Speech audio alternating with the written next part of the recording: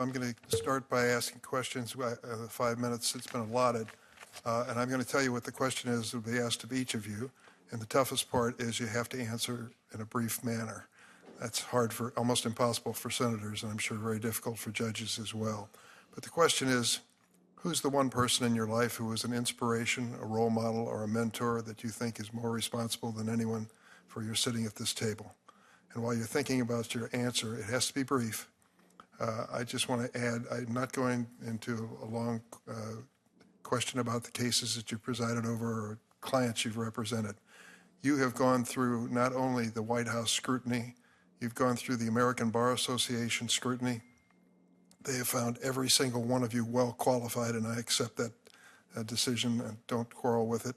Then you went through the scrutiny of both Democrats and Republicans on this committee that brought you to this table.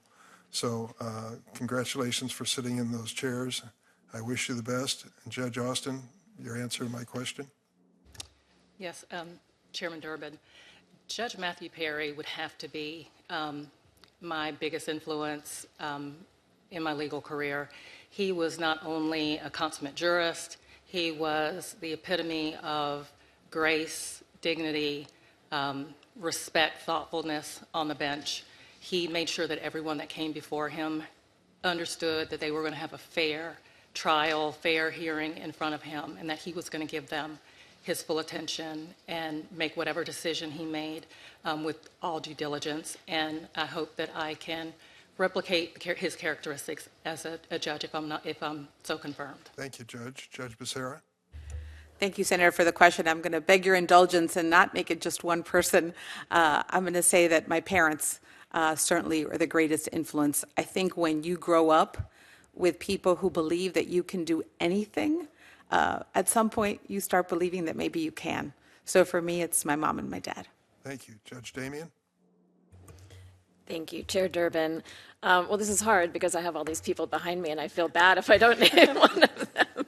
Certainly, professionally, as I already mentioned, and she's here, so I'm not, going to say otherwise, but it is true that professionally, Judge Ungaro, for whom I clerked and who is my mentor, was really my inspiration to get to this point. And just briefly, I always tell everybody on my first day of clerking, this tells you about her breadth of knowledge and my experience there. On my first day of clerking, she was death qualifying a jury for the first federal death penalty trial in the Southeast United States, for which 5 defendants were on trial. At the same time, we were preparing, and that's what I walked into, for a 6-month-long commodities fraud class action trial. Somehow she managed to understand and master both at the same time. That was my inspiration for being here today. Thank you. Mr. Leibowitz? Chair Durbin, my answer starts the same way Judge Becerra's did. It would be my parents. I was born in Miami. I was raised in Tampa, Florida. And in all my life, complete strangers would come up to me in Tampa and just say, oh, well, you're Blossom Leibowitz's son. She's the nicest person I've ever met.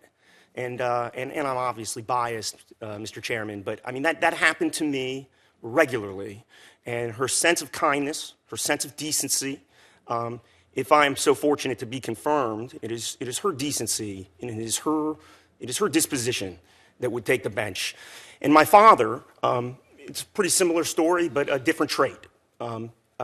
Anyone that dealt with him in business, he was straight, he was honest, he was candid, and he was he didn't suffer fools, but he did things a certain way, but you knew where you stood with Ed Leibowitz. And as a son, that teaches you something about how you proceed in the world. So I thank you for letting me say that to you, Mr. Chairman. Thank you for saying it. Judge Sneed?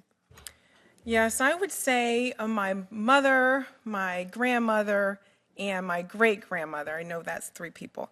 But, they each really were just such strong individuals. I was raised by a family of matriarchs.